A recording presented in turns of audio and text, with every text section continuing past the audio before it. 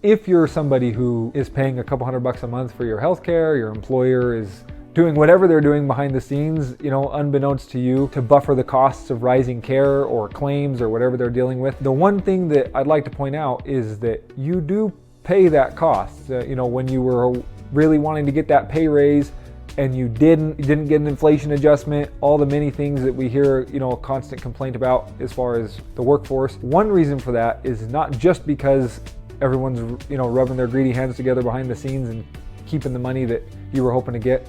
They're dealing with other costs that go up as well. So if the cost of care goes up and your employer is paying for that, and kind of the expectation is you're not going to tolerate too much of an increase in the cost of your care, that money's going to come out of some budget, and it's going to be a labor-based budget because that's how people handle their budgets when they put their business together. So the money not being available because it's being spent on healthcare, you get it in a roundabout way, and everybody knows this. If you go and consume care and someone had to provide it and it was expensive and it's getting paid for somewhere, there's no free lunch. You're paying for that somewhere.